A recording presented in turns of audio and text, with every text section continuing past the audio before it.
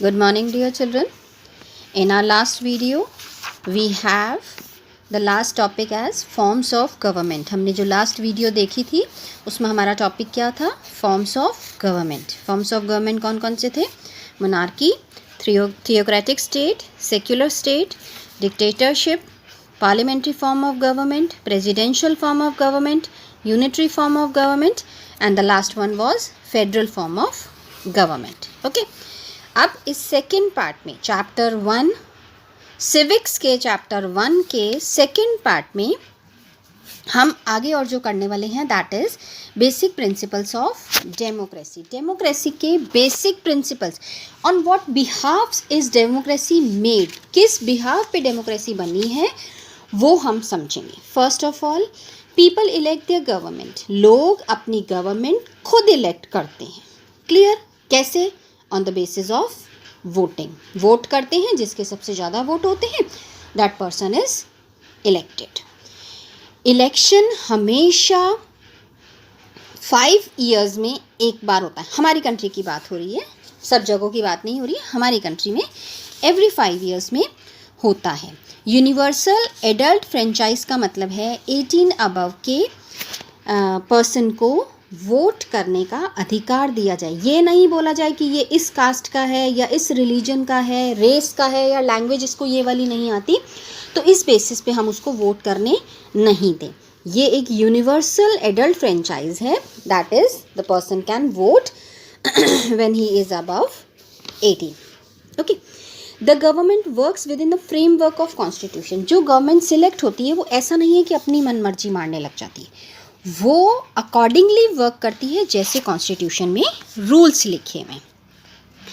Government में 3 organs हैं that is legislature, executive and judiciary. Equality and freedom could prevail only in democratic country. जो democracy follow करते हैं वहीं पर ही इक्वालिटी और फ्रीडम होता है लोगों को. और सबसे बड़ी बात, अगर कोई चीज़ गलत है तो आप उसका ऑपोजिशन कर सकते हैं. ये डेमोक्रेसी का बहुत बड़ा पार्ट है कि आपको अगर कोई चीज़ गलत लग रही है you can say for it. आप उसके लिए बोल सकते हो कि डेमोक्रेसी में हम ये चीज़ सही नहीं मानते because it is not rule of a person और any particular military power. Right? It is a government of the people, for the people and by the people. The people enjoy rights. अब यहाँ पर लोगों को right भी मिल रहे हैं, बोलने का राइट है और अपना रिलीजन प्रैक्टिस करने का राइट है. Elements of democracy. डेमोक्रेसी के एलिमेंट्स क्या हैं? इक्वालिटी. इक्वालिटी मतलब सब एक बराबर, चाहे वो आप हो चाहे मैं हूँ. फ्रीडम. फ्रीडम बेसिक है डेमोक्रेसी का कि अगर आपको कोई चीज़ कहनी है तो no one can stop you कि ठीक है ये चीज़ मेरे को बोलनी है, मुझे बोलनी है. The person will consider it.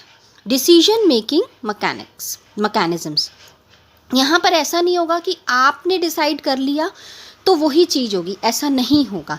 हमने फर्स्ट टर्म में भी पढ़ा था, फर्स्ट वीडियो में भी सुना था कि लेजिस्लेचर क्या होता है. लेजिस्लेचर होता है जो लॉ मेकिंग पार्टी होती है, दैट इज़ पार्लियामेंट. पार्लियामेंट में 2 हाउसेस होते हैं, यूनियन लेजिस्लेचर और लोकसभा एंड द राज्यसभा. इसमें जो दो लॉ सभा होती हैं, the union legislature has the power to make laws for the whole country. Union legislature क्या करती है? वो पूरी कंट्री के लिए लॉज बनाती है. और अब इसके बाद the bill has to pass several stages. ऐसा नहीं है उन्होंने लॉ बना दिया तो बस वो डिसाइडेड हो गया. बहुत सारी स्टेजेस में उस लॉ को पास होना होता है और अगर वो सही होता है तभी वो प्रेसिडेंट तक पहुंचता है. और जब प्रेसिडेंट उसको हाँ कर देता है then that is considered as an act. उसको तब एक लॉ माना जाएगा एंड एक्ट माना जाएगा. एग्जीक्यूटिव का मतलब होता है जो लॉज बने हैं उनको एग्जीक्यूट करना.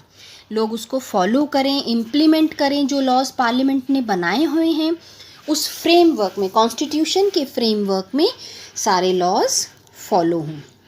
अगर कोई लॉ में चेंजेस हैं तो उस अकॉर्डिंग ही वर्क हो. Judiciary. Judiciary means courts, supreme court, high court. All these interprets the laws. Laws को ध्यान में रखते हुए कोई अगर गलत कर रहा है तो उसको पनिश देते हैं। लोगों के फंडामेंटल मतलब बेसिक राइट्स को संभालते हैं कि लोग अपने इन बेसिक राइट से वंचित नहीं रह जाए, कि उनको ये बेसिक राइट नहीं मिले। इसीलिए जुडिशरी बहुत इंपॉर्टेंट पार्ट है डेमोक्रेसी का। इसके एक लेजिस्लेचर, एग्जीक्यूटिव और जुडिशरी के बाद एक इम्पॉर्टेंट पार्ट आता है protection of interest of minorities. अगर कुछ लोग हैं जिनका कोई इशू है, कोई बात में कोई प्रॉब्लम है, तो ऐसा नहीं है कि उनकी बात सुनी नहीं जाएगी। The government can not ignore the interest of minorities, वो ऐसा नहीं कर सकती। कॉन्स्टिट्यूशन में इस बात को लेके ये बना हुआ है लॉ कि you can not leave the minorities. ऐसा नहीं है कि उनको अगर कोई प्रॉब्लम आ रही है तो उसको देखा ही नहीं जाए, नो। अब आता है एकोमोडेशन ऑफ डिफरेंसेस। यहाँ पर बहुत सारी चीज़ें प्रेवलेंट हैं। Variety, it provides variety, it permits criticism. बहुत सारी चीज़ें हैं, अब नेचुरल है, हर तरीके के लोग होंगे, हर तरीके के व्यूज़ होंगे, तो बहुत सारी बातें होंगी, लेकिन उनका क्रिटिसिज्म भी होगा। डेमोक्रेसी इज़ द, अब इन सब कैलकुलेशंस के बाद गवर्नमेंट क्या सोचती है, फॉर्मल और इनफॉर्मल डिसीजंस के बाद जब वो बहुत सारी चीज़ें नोट करती है तो वो इस चीज़ को जस्टिफाई करती है कि democracy is the ideal form of government. क्यों? क्योंकि इसे लोगों ने बनाया है, that is made by the people, for the people and to the people, लोगों के लिए बना है। एनहांसिंग ह्यूमन डिग्निटी, इसमें कोई डिफरेंस नहीं आएगा। डिफरेंस मीन्स कोई शेड्यूल कास्ट का है, शेड्यूल ट्राइब का है, उससे कोई फ़र्क नहीं पड़ेगा। अगर कॉन्स्टिट्यूशन है तो वो that will be same for everyone. Untouchability को हटा दिया गया है कि वो फॉर्म में नहीं फॉलो करी जाएगी। अगर कोई अनटचेबल है तो उसको फॉलो नहीं करेंगे। The government provides law cost houses for weaker section, जिनके पास कुछ भी नहीं है, गवर्नमेंट उनको कम अमाउंट के पैसे भी, कम अमाउंट के घर भी प्रोवाइड कराती है। बहुत सारी स्कीम्स भी हैं जो लॉन्च करी जाती हैं सो दैट जो वीकर सेक्शन है, हमारी सोसाइटी का जो वीकर सेक्शन है, that also exist in their proper ways. अब पूरी चैप्टर का समरी हम ध्यान से पढ़ेंगे।